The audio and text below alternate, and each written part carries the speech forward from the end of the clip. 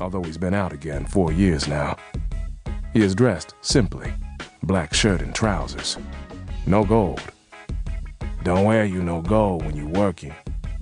He often advises the unborns, the 8 and 9 and 10-year-old wannabes who trail after him, complimenting his appearance and offering to do him favors when he arrives here most afternoons. Hardcore, they always going. Get you Coca-Cola by Korea? Like he don't know they aiming to keep the change. This morning, Orlagh Trent, gang name Hardcore, is alone. The building he approaches, the tallest of the 4 which comprise the Grace Street projects, has come over the years to be called by everyone the IV Tower, due supposedly to the Roman numerals, but most suspect the label originated with the familiar mockery of the residents practiced by the police, who refer to the building among themselves as the Ivory Tower.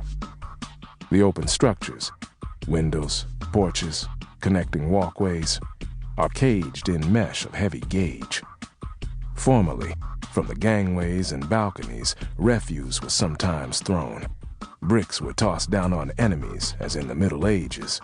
Drunks and dopeheads stumbled to their death, and several persons were pushed.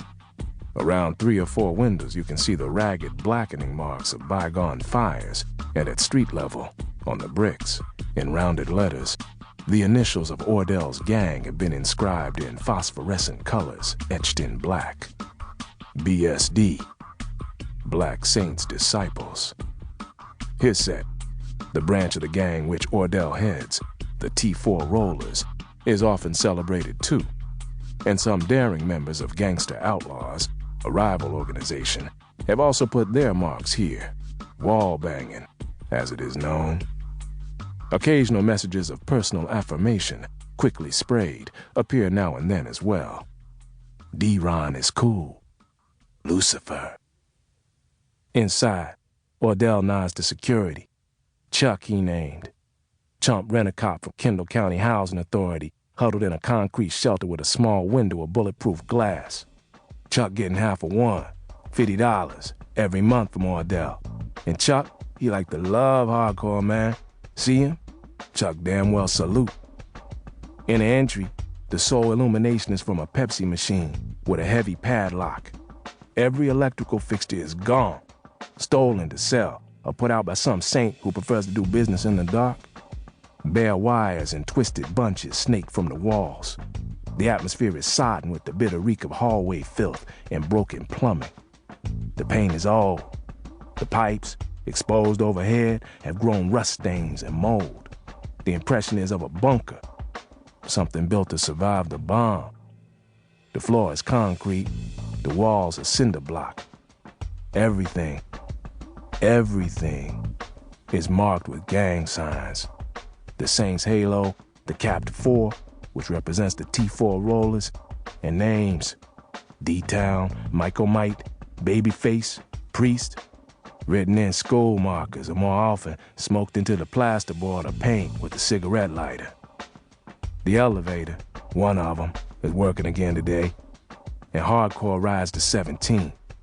The first 5 floors of this building are more or less deserted now, given up by folks who found even $38.50 a month too high a price for a life where beds had to be placed on the floors to avoid the gunfire, where the safest sleeping was in the bathtub.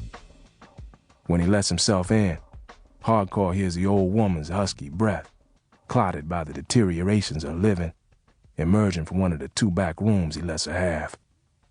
Orlagh has the 2 front rooms, where he watches. From up here, he can see the entire operation. Sometimes the police, Tic-Tac, as the Saints call the Kindle County Municipal Police Force Tactical Unit, the ones who won't accept Hardcore's money, and a few who do, sit down there and watch. They're wondering, he knows, how come this nigga so cool? How come it frees up whenever they on the scene? Because Orlagh sees, from here, he got all them tiny gangsters, the youngest gang members, peepers as they called, roving, scoping. Any police, any rent-a-cop, any limp DEA, any of them mothers trucking to them towers, Hardcore gon' know. On the street,